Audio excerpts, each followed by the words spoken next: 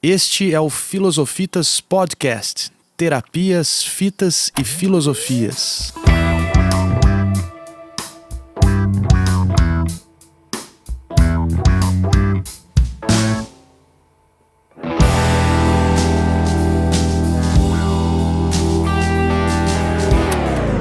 Bom dia, boa tarde, boa noite.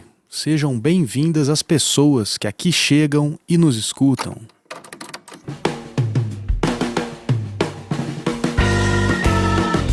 Chegamos ao nosso episódio de número 10, gravado como parte do projeto Filosofitas Maior Fita. Sou o Leonardo Rico Medeiros, meu nome artístico é Leospa e pertenço ao coletivo cultural e território de cultura Filosofitas. Se você achar interessante o nosso trabalho, deixe o seu like e compartilhe com seus contatos. Se é a sua primeira vez por aqui, fica a sugestão para ouvir os outros episódios. Esse podcast participa da criação de espaços de cultura do filosofar, territórios culturais de experimentações com a filosofia aplicada à arte de bem viver, com arte e beleza cósmica, bem-estar e uma ideia de verdade como saúde conectada. Hoje está conosco o Marcelo Batistella, de Araçatuba, São Paulo. Ele trabalha como escritor, músico e professor e tradutor das línguas inglesa e espanhola. É licenciado em letras e bacharel em tradução. Diz que entre a morte e a vida, ele flui por meio da música e da literatura para chegar até o coração dos homens. Una manera muy eficaz de se practicar la articulación de los sonidos de manera suave, fluida, es se cantando una canción. Para la canción de hoy, os traigo una autora que viene de Chile. Además de autora, es cantante, poeta, artista plástica y tejedora. ¿Os sabéis? Violeta Parra. Muy bien. Y esta canción, inmortalizada en la voz más grande de las Américas, nacida en San Miguel de Tucumán, provincia de Tucumán, Argentina. Mercedes Sosa, muy bien. Gracias a la vida. Os invito a cantar conmigo. Como você tá, Marcelo? Ô, meu amigo Léo, prazer estar aqui, gratidão, tô bem, tudo tranquilo. Isso aí. O que você tem feito ultimamente em termos de trabalho, diversão e sonhos? Boa pergunta. Tenho trabalhado com aulas de inglês e espanhol lá na minha empresa Las Américas, trabalhado de modo online e realizado trabalhos nesses últimos anos nas áreas da música, convergindo com a literatura, né? Nos anos de 2021, realizei trabalhos com minha mulher Camila, num cine dança chamado Eu Rio, onde eu trouxe a intervenção musical realizada ao vivo, de uma maneira, né, composicional, autoral. Também foram gravadas 8 composições de minha autoria para a série audiovisual de dança, uma formação técnica e artística em dança da Camila também, chamada Quanto Mais Contato Melhor, onde são 10 episódios com vários professores da educação somática. E então 8 composições minhas foram gravadas para esses episódios. E também trabalhei com a Duxtei Vinhas no projeto Fábulas e seus ensinamentos, onde eu também fiz algumas composições e acompanhamento musical. Como tradutor, você desenvolve trabalhos sobretudo de cunho acadêmico. Inclusive, existem 2 traduções suas publicadas na Partilhas, a revista de filosofia clínica do INFIC, o Instituto Mineiro de Filosofia Clínica. Como músico, você é fundador também do grupo de choro e samba Gigantes da Boemia. E algumas de suas composições compõem a trilha sonora do premiado filme Gesta do Gesto, da Camila Vinhas Ítavo. Perfeito, muito bem colocado, muito bem lembrado. Sim, a minha história com os Gigantes da Boemia se inicia em 2012 e vai até 2020, onde, né, eu decidi seguir um caminho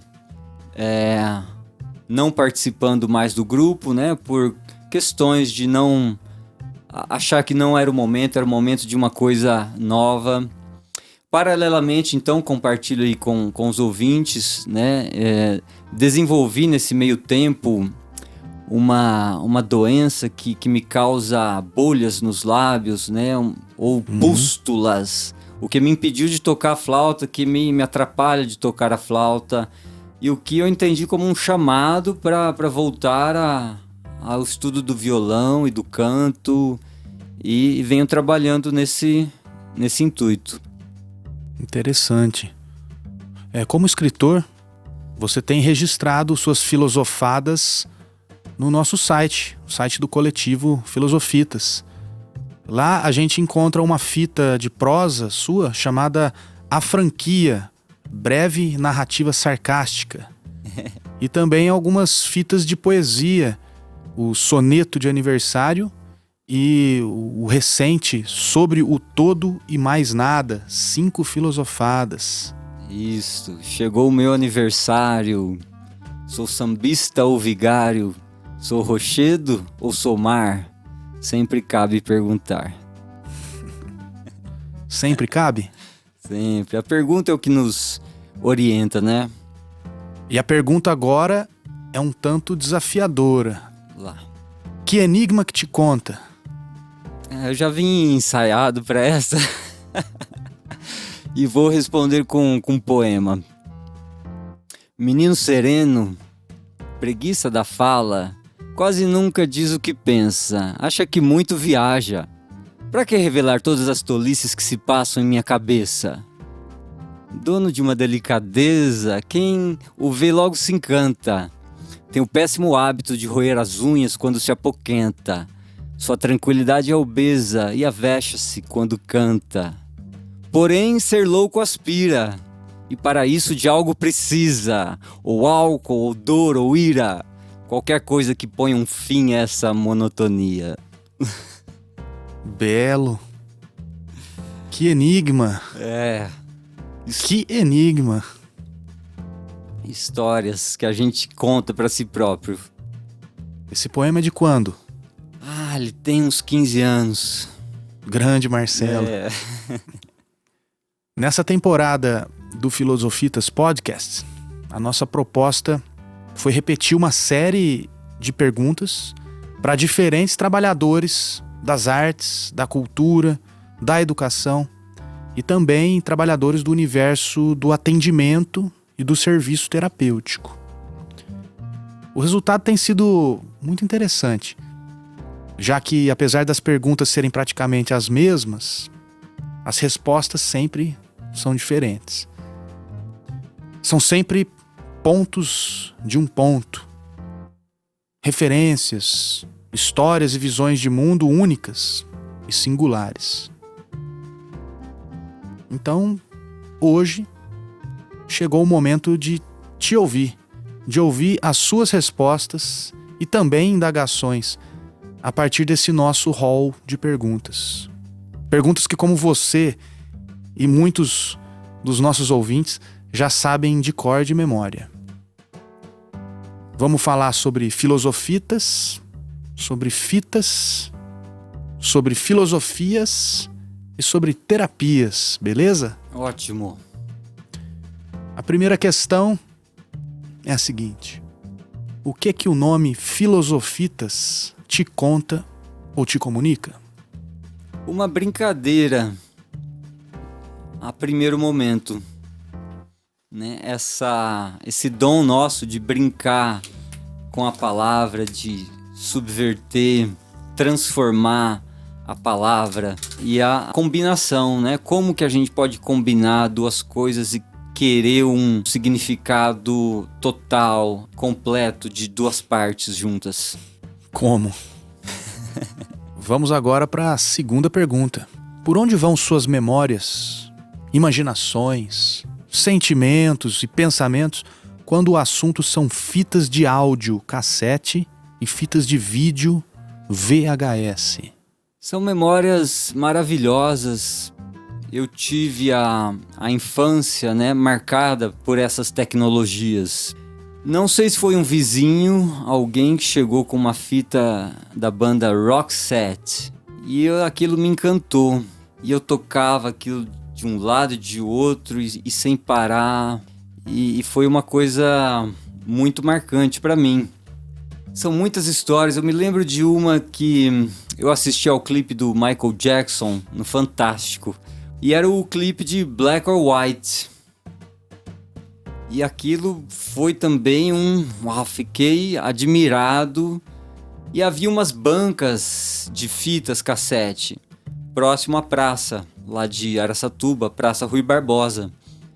E eu me dirigi até lá e fui atrás dessa fita do Michael Jackson e consegui, encontrei lá, comprei esse disco, né, que já não sei o nome, continha o Black or White. E eu colocava essa fita, né, e escutava o Black or White, aquela guitarra marcante na abertura da música. A nossa capacidade de compreensão, ela é como um balão, assim, ela vai aumentando, né? Então eu ouvia aquela música, as outras eu nem gostava, eu já parava. Mas o que eu odiava mesmo era quando tias me presenteavam no aniversário com fita cassete da Xuxa. Puxa. Nossa, eu escutava aquilo, era um sentimento assim, ruim, sabe? E você colocava para escutar. Acabava escutando, né, uma hora ou outra. E as fitas de vídeo? Meu pai gostava muito de filmadoras. Nós viajávamos e brincávamos em casa. E sempre a filmadora estava ali. Então a gente se acostumava e começava a brincar com aquilo. Recentemente, eu vejo isso como uma fonte, ali para mim, inesgotável de observações. Né? Voltei a assistir uma fita dessas aí, de dezenas. E eu observava, nossa, eu era assim. olha como eu era. Então tem muitas coisas registradas. E esse registro, né, é uma coisa que só se torna possível pra gente voltar nessa infância. Né? De que maneira? A gente se vê por um aparelho ali que reproduz uma imagem, momentos de 40 anos atrás. É um privilégio poder voltar, né? Ter esse registro e poder ver. É hora da gente adentrar na filosofia. Ou melhor, nas filosofias. Lembrando que nosso podcast, ele leva o Filosofias no plural como seu último sobrenome. Filosofitas Podcast, Terapias, Fitas e Filosofias. Conforme as suas recordações, quando foi que você ouviu falar, leu ou se deu conta pela primeira vez da palavra filosofia? Ou de palavras como filósofo, filósofa, filosofando, filosofar, filosofante, etc. Registro então o ensino tecnocrata ou tecnicista que tive. Não se falava, não existia disciplinas de filosofia, sociologia na escola, né? Existia história, geografia. E então, uma vez frequentando a biblioteca da escola, me deparei com a coleção Os Pensadores. E vi muitos nomes lá. Tentei abrir um livro ou outro e achei aquilo, nossa, não conseguia tirar nenhuma compreensão daquilo. Em 10 minutos, peguei, pus o livro de volta lá e não me lembro mais. Esse termo, né, posso chamar de acadêmico ou escolástico, de filosofia, ele aparece muito tardiamente na minha vida. Ele acaba tomando uma forma mesmo na universidade, quando a gente começa a interagir de uma outra maneira com as pessoas, né? Buscando conhecimentos, refletindo sobre conhecimento. E aí voltamos para a questão, ou vamos para a questão do nome. O que o nome vem representar de fato sobre a realidade, essa realidade.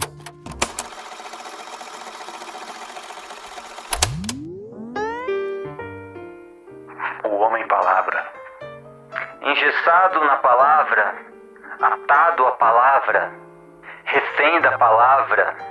Um salto comunicativo que nos permitiu tudo, sobretudo o inventar a si mesmo. Pois, se sou bom, nobre, ético e moral, o problema está no outro, que é tudo isso ao avesso. E o salto comunicativo encontra o abismo, repleto de palavras. Pensamento, palavra. Assim a palavra torna-se a meta. Buscamos o amor, aspiramos a paz, e a possibilidade de sucesso no enganar-se a si mesmo é ótima. Palavra tão perfeita, converteu-se no próprio sentimento. Assim, buscamos a palavra, no afã de encontrar o sentimento. Por isso, formas de expressão não palavrais, devolvei o instinto aos humanos. Práticas corporais coletivas, esportivo-artísticas, batam o pé firme no chão. Não digam nada. Abraço, abra seus braços. Receba aquele que chama o outro, mesclar-se em mim, confundindo-no todos. Instantes de palavra desnecessária. E um reconhecer-se a si por reconhecer-se no outro acontece. Que fita!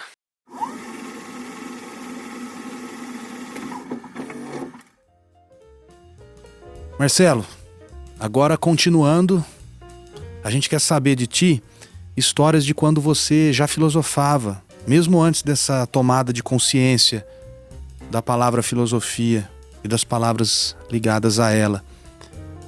É muito provável que, mesmo antes disso, você já apresentasse questionamentos, pensamentos, indagações, imaginações que poderíamos acertadamente adjetivar de filosóficos. É verdade isso? Sim, Léo. Eu gosto muito desse assunto. E a criança por si, ela é um questionamento. A todo tempo ela está a questionar. Então eu tenho uma lembrança muito viva de meus primeiros anos de infância em Brasília. Íamos eu e meu irmão de ônibus para a escola. Então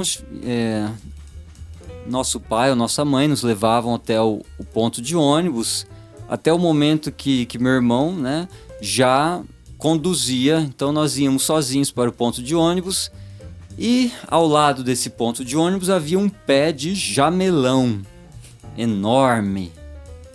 Não sei como eu estava lá em cima desse pé de jamelão. Se fui impulsionado lá pelo meu irmão, que deve ter me colocado nos ombros, ou ele subiu e aí eu vi que subi. E a partir disso eu colhi uma fruta de lá e comi. Então o alimento poderia vir de uma árvore, né? Aquilo, para quem cresce em um apartamento, é uma novidade. Ao mesmo tempo, aquela fruta deixou toda a minha camiseta, que era branca, toda salpicada de roxo, né? Então eu ficava ansioso para ir ir para a escola, ir para o ponto de ônibus, torcia para o ônibus demorar e subia naquela árvore. E então minha mãe me reprovava. Você não pode fazer isso, tá manchando toda a sua camiseta. Então eu não posso fazer isso. Mas eu não posso fazer isso porque mancha a minha camiseta. Então, se eu conseguir uma maneira de não manchar a minha camiseta, eu posso desobedecer e realizar aquilo que pulsa dentro de mim. Olha. Não é? Então, e nós somos isso, nós somos o desobedecer, né? O adulto vem com muitas regras e muitas proibições, e a criança ela se sente imóvel, né? Castrada. Eu me lembro então de voltar a Araçatuba por uma série de motivos. Então meu avô havia falecido lá em 86, então eu contava 3 anos e meio e poucas memórias tenho dele. Então minha avó dizia: não, seu avô morreu dormindo, virou uma estrelinha. E ela ia lá no jardim, no quintal, me mostrava lá as estrelas. Seu avô virou uma estrela. E é uma história bonita que a gente conta às crianças, não é? Tudo isso vai formando o nosso imaginário, o nosso pensamento. É hora de adentrarmos no nosso primeiro sobrenome, as terapias. O que você pode falar pra gente de suas opiniões, pensamentos, sentimentos ou impressões pessoais da relação que pode ser feita entre filosofia e terapia? Ou dito de outra forma, da relação entre filosofia e saúde, ou entre filosofia e bem-estar. Coloco uma outra questão. O que é a terapia? É o buscar uma resolução para um problema de saúde física, de saúde emocional. Então, acho que se resume a busca para uma melhoria e a busca por alguma coisa que em mim me incomoda, algum hábito, como eu coloquei, de roer as unhas. De onde veio esse hábito na minha vida? Por que eu roí as unhas? Então, essa busca, ela é filosófica. É um observar-se a si próprio, tentando identificar emoções, gatilhos, situações coletivas, familiares. E um segundo momento, curas físicas. Nos perguntamos: por que estou doente? É o questionar-se a si próprio. O que na minha vida eu posso mudar, transformar, para que eu viva num estado de saúde integral, vamos dizer, perfeita, termo assim que a gente aspira. A filosofia tem tudo a ver com um bem-estar generalizado, de como você se sente perante seus ciclos mais próximos, em um ciclo de trabalho, de trabalho, uma sociedade, em um país.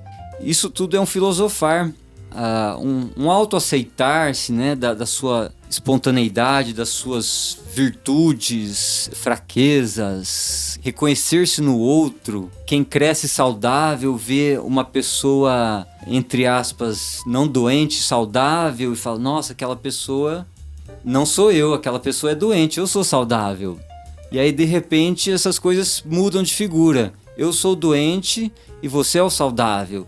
E todos somos doentes e todos somos saudáveis. Então, eu acho que a filosofia, ela é imprescindível num bem-estar da pessoa. O questionamento: por que eu faço isso dessa forma? Profundo. Os porquês. Exato. Junto e com acento circunflexo. Perfeito. Somos uma multiplicidade, né? Dias somos isso, outros dias somos aquilo. E nisso encontramos uma essência que também se transforma, que também evolui ou regride. Quem somos nós? Eu gosto muito do encontro. Eu acho que no encontro é que nós nos reconhecemos. Passamos por essa pandemia, ficamos, né, com muito medo do contato social, da interação social. Ubuntu. Não conheço. Ubuntu. Palavra bonita, parece africana. Ubuntu. Ubuntu. Ubuntu. Ubuntu. Ubuntu. Eu sou porque somos. Ah, que maravilhoso. Algo por aí. É sempre mais, né? Ubuntu. Obrigado, Marcelo Batistella. Aqui, como você, Marcelo, e você, ouvinte, que já nos acompanha, sabem, é chegada a hora de lermos o trecho de um livro da filosofia clínica, da filosofia aplicada ou do aconselhamento filosófico e fazer uma pergunta ou solicitar um comentário sobre o que foi lido. A gente vai falar sobre esse livro aqui, o livro Submodos. Nós já nos utilizamos desse livro em outros episódios. É um livro do Recanto da Filosofia Clínica, lá de São Paulo. E nós escolhemos o submodo número 20 aqui. Bom, o submodo, como a gente já falou em outros episódios também, é a maneira como a pessoa exercita o que está nela. Podemos dizer também que submodos são as formas ou os modos que a pessoa encontra para se exercitar existencialmente ou para exercitar existencialmente a estrutura de pensamento dela.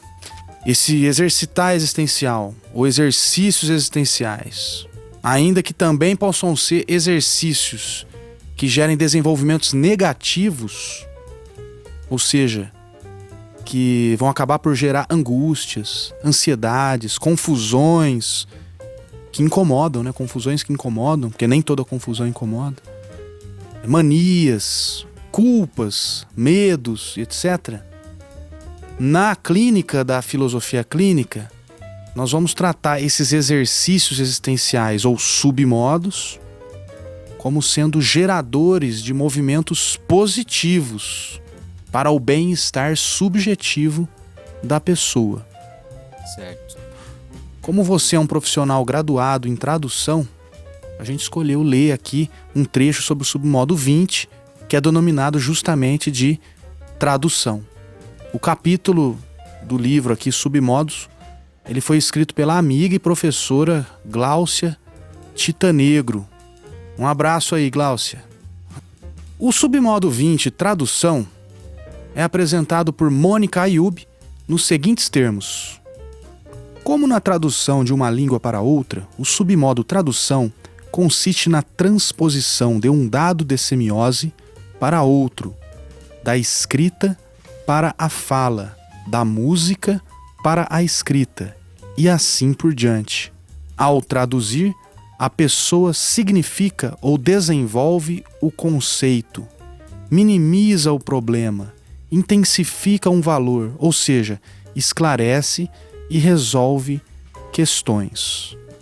Em filosofia clínica, semiose significa o que a pessoa usa para se expressar. Alguns exemplos disso. No fundo, eu somente consigo dizer o que penso escrevendo. A única maneira de expressar o meu amor por Deus é pintando. É pelo surf que minha alma se coloca no mundo. O beijo é a sincera manifestação de carinho e nada mais. A escultura é meu contato direto e único com a minha inspiração. O Will Goya desenvolve um pouco mais essa ideia de tradução, mostrando que, na transposição linguística de um recurso semiótico para outro, ocorre a adaptação de termos e significados.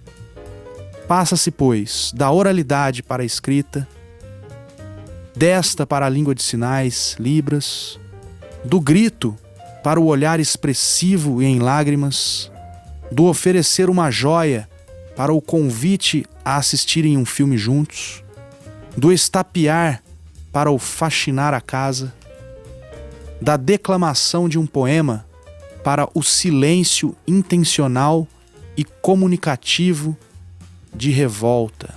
Com a tradução dos dados de semiose, é possível observar diversos efeitos no significado, como a perda de conteúdos ou o ganho de novos sentidos de interpretação e até mudanças nos seus graus de intensidade, aumentando-a ou sendo diminuída, conforme o caso. E aí, Marcelo, o que ficou ou está repercutindo aí dessas coisas que foram lidas?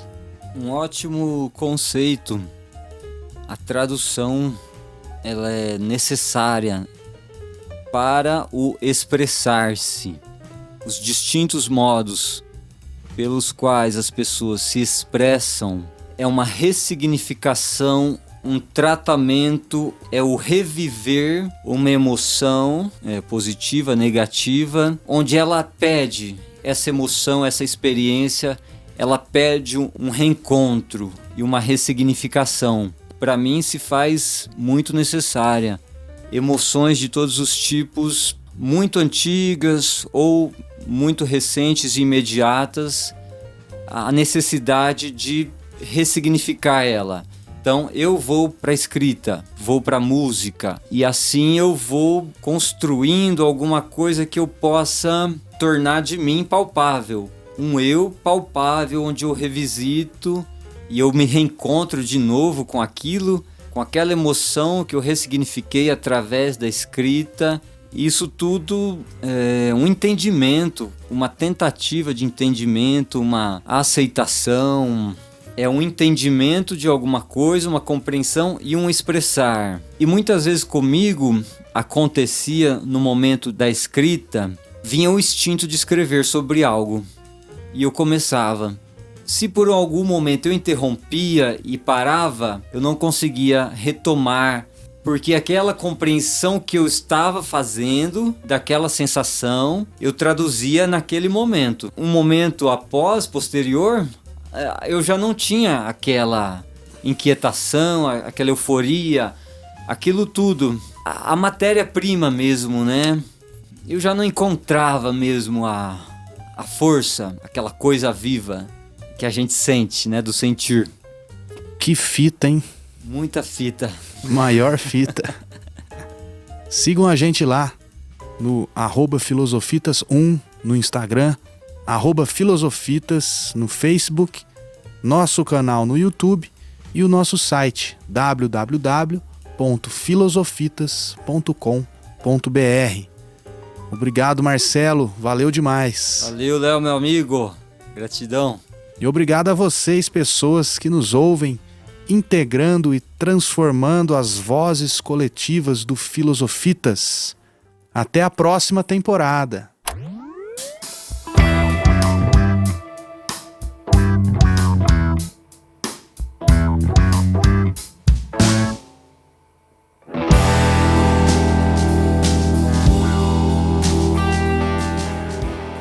Finge ser dor a dor que devera sente.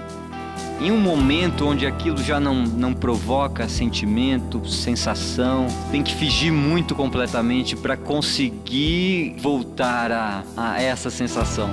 E registro Otávio Paz, poeta, ensaísta mexicano, grande inspirador da reflexão sobre a palavra. Projeto Filosofitas Maior Fita, uma realização da Secretaria da Cultura e Economia Criativa do Governo do Estado de São Paulo, via Programa de Ação Cultural PROAC ICMS, contando com o apoio da Goal Projetos e patrocínio da Usina Batatais, Usina Lins e Grupo Santa Emília.